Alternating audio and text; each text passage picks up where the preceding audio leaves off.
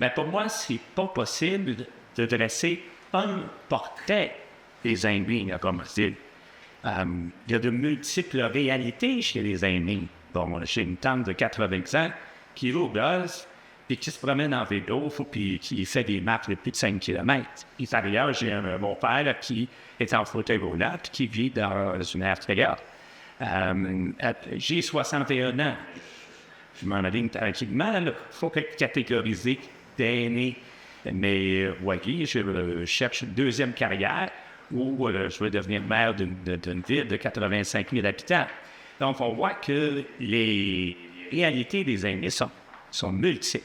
Puis de toute façon, c'est pas surprenant avec l'augmentation de l'espérance de vie. Ben oui, ça fait un groupe qui n'est pas homogène à la fin parce que ça comprend un très grand écart d'âge. Je parle souvent du troisième âge. Et là, on va éventuellement devoir parler du quatrième âge. Bon. Donc, très difficile de faire un portrait. Cela étant dit, quand on regarde le poids démographique, ben, c'est près de 20%. Et dans 10 ans, ben, ce sera sans doute davantage, tout dépendant des choix stratégiques que la ville prendra pour son développement à venir.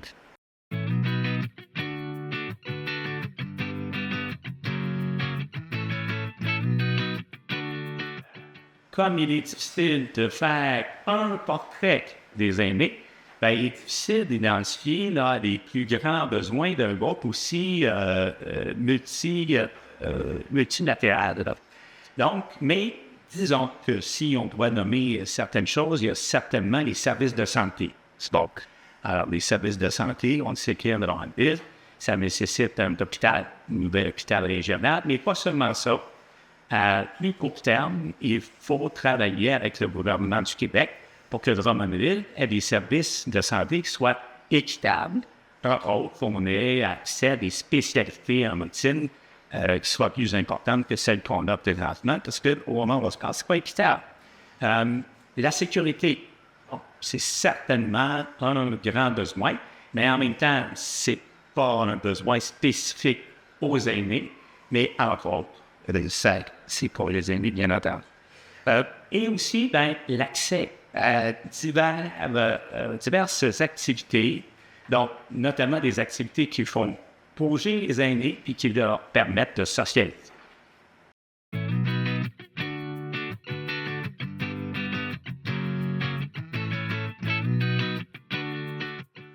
Ben, d'abord, qui conseille le conseil municipal? Comme je ne suis pas membre présentement du conseil municipal, difficile de répondre à cette question-là. Mais sachant qu'on a au cégep, le cégep a développé notre pôle de gérontologie, donc j'imagine qu'il y a là une source conseil intéressante. Par ailleurs, dans mes intentions, donc au niveau du fond de mon engagement juridique, il y a l'aspect de la communication, notamment celle de la consultation. Donc, de s'assurer que les gens qui sont concernés par différentes politiques de la ville, différentes décisions, orientations de la ville, soient consultés en temps opportun. Donc, d'une part. D'autre part, que ces gens-là obtiennent des renseignements adéquats sur les décisions qui sont rendues et aussi qu'on libéralise l'accès à l'information. Alors, ça, je crois que c'est une façon de mieux respecter non seulement les aînés, mais la population en général. Pour ce qui est des budgets, bien écoutez, la façon dont moi je veux aborder ça, mais je veux l'aborder avec le conseil municipal. Donc, tout est une question d'équité. Il faut s'assurer que tous les gens de notre population se sentent concernés. Je fais une campagne électorale, moi, sous le thème de une ville de ouais. Alors, ça veut dire quelque chose. Ça veut dire de l'inclusion. Ça veut dire que tout le monde se reconnaisse un peu dans les politiques, les orientations de la ville.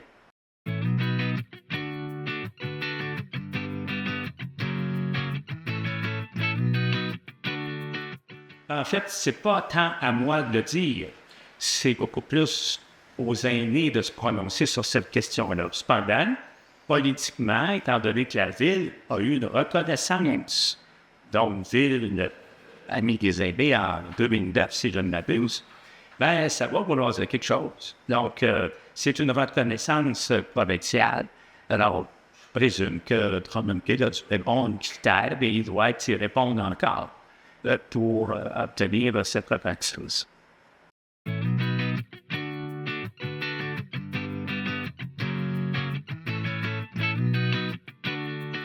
Donc, durant mon mandat, c'est un mandat de 4 ans. Il faut bien être conscient de ça. Le plus grand besoin, je crois qu'il est au niveau hospitalier, qui est au niveau des services de santé. Or, ce n'est pas un dossier municipal, c'est un dossier provincial. Donc, je crois que le rôle du maire dans les 4 prochaines années, ce sera de pousser autant que je peux le gouvernement provincial pour que les annonces se fassent et qu'on voit les traces des services de santé équitables à Drummondville.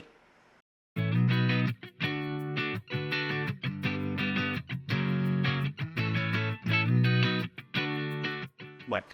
Bien, il y a d'abord des règlements d'urbanisme. Bon. Alors, quand on regarde le zonage, ces choses-là, la possibilité de libéraliser des règlements, par exemple, permettre les logements bigénérationnels. Bon, ça, c'est comme un exemple parmi tant d'autres. Et en fait, d'essayer de permettre aux Indiens de vivre selon, en fait, dans une habitation qui leur permet de répondre à leurs besoins, que ce soit des RPA, que ce soit des ressources intermédiaires, ou encore pour l'aîné qui veut mourir à la maison. Il y a ça aussi parmi les aînés. Donc, en regardant les règlements d'urbanisme, il y a moyen, à mon avis, de venir à aide aux aînés. La sécurité publique, la sécurité routière, ça me semble être aussi important pour les aînés. La qualité des pistes cyclables. Ceux qui ont des quadriporteurs, là, ils en arrachent sur certaines pistes cyclables. Donc, il y a certainement un enjeu là. L'amélioration du transport adapté. Bon, ça, il y a aussi des ententes qui doivent être faites avec Québec, mais certainement que c'est un dossier d'importance et d'intérêt. Mais il y a le maintien aussi, puis l'amélioration de nos places publiques, nos parcs qui doivent être bien aménagés, qui permettent, si vous avez d'en profiter, le mobilier urbain. Quelqu'un me disait récemment, mais vous savez, moi, je ne marche pas dans mon ville, mais il n'y a pas souvent des bancs où je peux m'asseoir. Bon, effectivement, le mobilier urbain est probablement arrêté chez eux. Des centres communautaires dynamiques aussi, qui offrent des activités, tous les groupes d'âge, notamment pour les aînés. Puis des plateaux sportifs et culturels de qualité, parce que nos aînés, il y a des fréquents. Puis je terminerai en offrant aussi un bon soutien au milieu communautaire, parce que nos aînés nécessitent, ont besoin, puis ce sont des organismes qui sont très fréquentés.